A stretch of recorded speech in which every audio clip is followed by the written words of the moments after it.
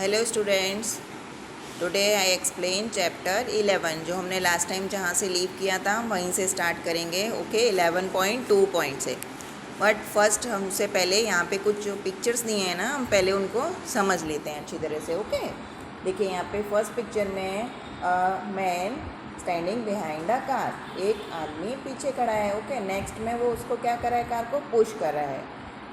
यहाँ पे दो गर्ल्स हैं, एक दूसरे को पुश कर रही हैं और यहाँ पे ये दोनों गर्ल्स एक दूसरे को पुल कर रही हैं। ओके और यहाँ पे मैन एक ऑक्स को क्या कर रहा है, पुल कर रहा है, यानी वो बॉय ऑक्स भी अपने आप को खींच रहा है, बैल भी, और जो मैन है वो भी इधर खींच रहा है। ओके चलिए हम यहाँ पे पहले समझ लेते हैं। अब force are due to an interaction, force तभी अप्लाई होगा, यानी किस वजह से फोर्स हो रहा है, इंटरेक्शन से। जब तक आप उसको टच नहीं करेंगे फोर्स अप्लाई नहीं हो सकता है।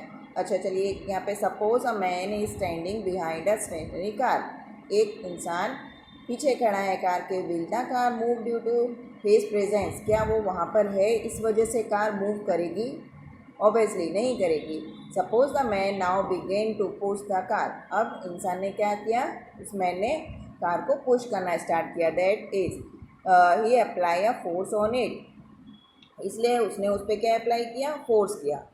The car may begin to move in the direction of apply force, यानी जहाँ से वो मैन ने पुश किया है कार को उसी डायरेक्शन में कार मूव करेगी। Note that the man has to push the car to make it move, यानी जब तक वो पुश करेगा कार को और तब तक कार चलेगी। Okay 11.3 shows 3 situation that may to familiar to you, यानी ये अभी मैंने आपको पिक्चर्स दिखाई, आपको कुछ समझाती हैं या दर्शाती हैं। Can you decide who is pulling and who is pushing in these cases? Okay obviously हमें पता चल गया है। 11.3a both the girls appear to push each other while the pair of girls in the trying to pull each other. Okay ये push कर रही हैं girls और ये पुल कर रही हैं, are trying to pull each other. Similarly the cow and the man in the appear to pull each other. The girls in the two situations so here the applying force, यानी यहाँ पे सब जगह क्या अप्लाई हो रहा है, force. या तो एक दूसरे की अपोजिट डायरेक्शन में हो रहा है या सेम डायरेक्शन में हो रहा है apply force. Okay the girls in the two situations shows here the applying force on each other. Is it also true for man and the cow? जैसे यहाँ पे सिचुएशन दिखाई है कि एक दूसरे को खींच रहे हैं, ऐसे ही इस सिचुएशन में भी एक दूसरे को पुल कर रहे हैं। From these example we can infer that at least two objects may interact for a force to come into play. अगर कोई वर्क हो रहा है तो हमें पता होना चाहिए कि वहाँ पे कोई भी दो ऑब्जेक्ट के बीच में इंटरेक्शन हुआ है। Thus an interaction of an object with another object result in force between the two objects. Okay यानी दो ऑब्जेक्ट्स की, वही बात बोली गई है, दो ऑब्जेक्ट के बीच में इंटरेक्शन हुआ है। अब यहाँ पे 11.3 एक्सप्लोरिंग फोर्स, यानी फोर्स को हम किस तरह से समझाएंगे। ओके और कितने टाइप का होता है ये सब आप हम इसमें देखिए। ये एक्टिविटी में यहाँ पे दो मैन हैं, वो एक ही बॉक्स को एक ही डायरेक्शन में मूव कर रहे हैं। ओके तब इन दोनों का जो फोर्स है वो क्या हो जाएगा, प्लस हो जाएगा, यानी A person force plus B person force. तो दोनों का फोर्स जब प्लस हो जाएगा, ऐड हो जाएगा, तो बॉक्स जल्दी मूव करेगा और एक ही डायरेक्शन में। अब सेकंड सिचुएशन में आप देखिए, यहाँ पे दोनों मैन क्या कर रहे हैं, एक दूसरे के अपोजिट डायरेक्शन में बॉक्स को पुश कर रहे हैं। ओके तो यानी यहाँ पे क्या होगा, अब यहाँ पे वही सिचुएशन होगी कि बॉक्स मूव नहीं करेगा, और अगर करता भी है तो किसके ऊपर डिपेंड करेगा कि किसमें ज़्यादा फोर्स अप्लाई किया है।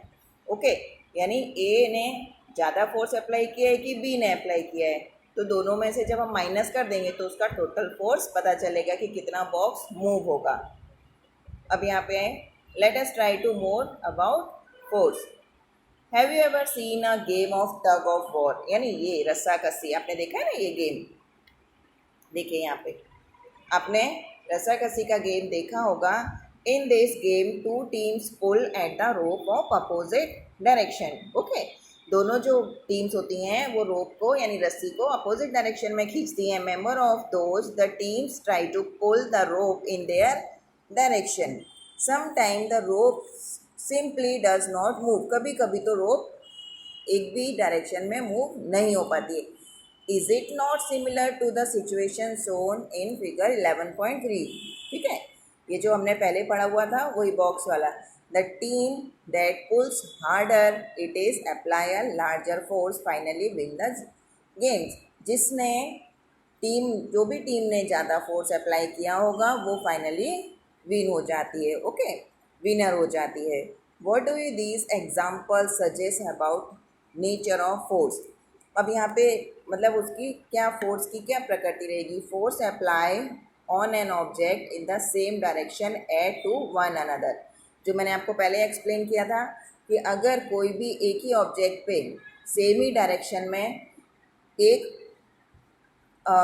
ऑब्जेक्ट पे अगर अप्लाई किया जा रहा है फोर्स, यानी ए और बी दोनों एक ही डायरेक्शन में फोर्स अप्लाई कर रहे हैं, तो उनको क्या होगा? ऐड होगा। ओके, ये बहुत इंपॉर्टेंट चीज़ है, समझ लेना। अगर एक ही डायरेक्शन में फोर्स अप्लाई किया जा रहा है तो फोर्स ऑलवेज प्लस होगा।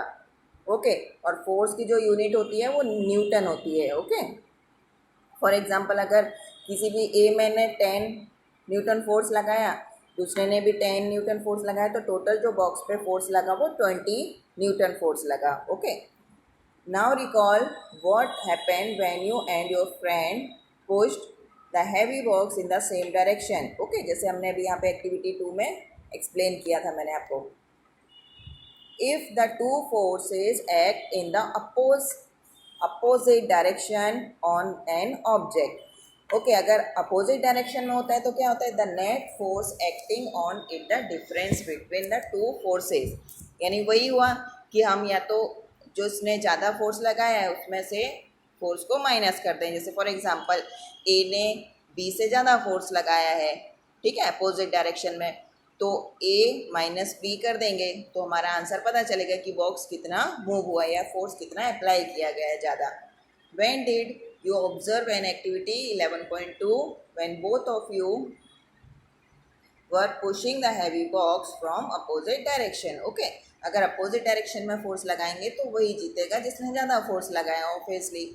Okay, recall that tug of war when two teams pull equally hard the rope does not move in any direction.